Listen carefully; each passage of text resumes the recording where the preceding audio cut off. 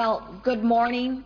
It's so good to see all of you here today again. You know, 3 years ago I was elected to Congress, and 3 years ago I have been working with you on the issues of Camp Ashraf. And I must say, over those 3 years, I am just amazed by the dedication that I see on the part of all of you flying out here, so dedicated to educate all the Congress members and the senators about the issues that you are facing and that the residents of Camp Ashraf are facing as they try to get to safety. And of course, even my fellow constituents from California fly all the way out here to the Hill just to make sure that that happens. We have worked together on getting the removal of MEK from a terrorist designation. We have worked together on fighting for the safety of the residents of Camp Ashraf. I can tell you that we must work together to ensure the safety of residents as they make the transition to Camp Liberty.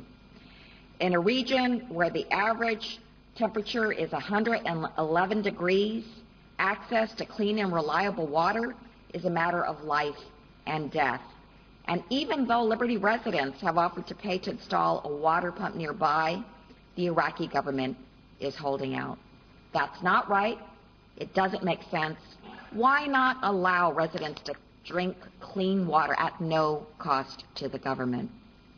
Well, this is outrageous, and we must ensure that conditions at Camp Liberty are improved. The issue is so critical that I'm sending my own letter directly to Secretary Clinton asking her to do more to improve access to water and shade and improve the simple necessities that would make life better at Camp Liberty. So I pledge that to you.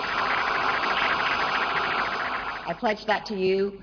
Let's work together. Let's make sure the residents of both Camp Ashraf and Camp Liberty have their rights protected. Thank you very much.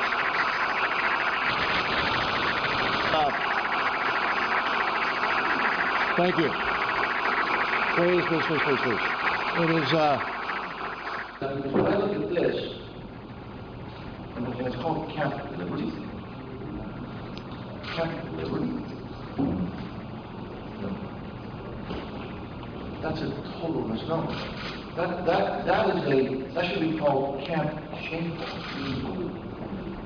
Camp Embarrassment. It is a shame that the United States, in this case, that has made commitments, then will not follow up those commitments, and as Dana said, in order to appease the thug dictatorship in Iran, which is frankly not only just plain stupid, it's immoral. It is absolutely immoral. And you need to understand that because of your efforts, Congress does support you. And you need to understand that we do realize that this is immoral. And that there were commitments that were made and they have to be kept. And it's beyond the State Department of this administration not showing leadership. They are collaborating with the infamy that has taken place with the people that live in Camp Ashraf.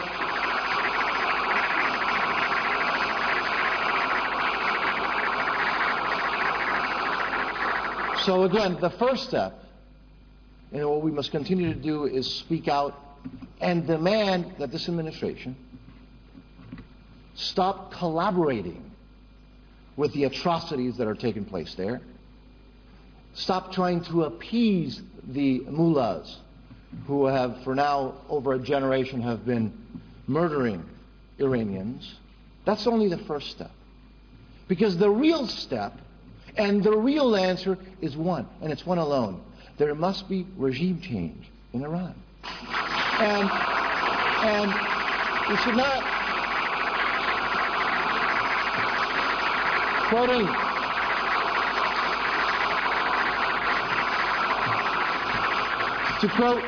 to paraphrase what Winston Churchill once said. He said, appeasement is like feeding an alligator, hoping that it will eat you last. But by the way, eat you it will, huh? Eat you it will. So, again, not only first and foremost is this atrocity that we need to continue to focus on, but let's also not forget that it's time to really help the internal opposition, to do everything we can, and we should not be quiet about it, because it's not like the regime is going to like us more if we pretend that that they're nice. We should continue to insist that the solution for Iran, for the Middle East, and for the world is to have an outright regime change in Iran. So we must help the opposition. We must help those who are willing to stand up. We should do so aggressively, and let's stop collaborating with those who are, again, who, by the way, we're helping while they commit this kind of atrocity. So I thank you for not losing your faith. I thank you for your desire, your willingness to stand up. And I'm absolutely convinced that even in the darkest hours, and even when you see that the State Department, this administration, looks like they are abandoning the righteous people there, it's so important to keep the faith, because ultimately it will happen. You know, Iran will be free, and it's because of people like you. So thank you for keeping it going. Thank you.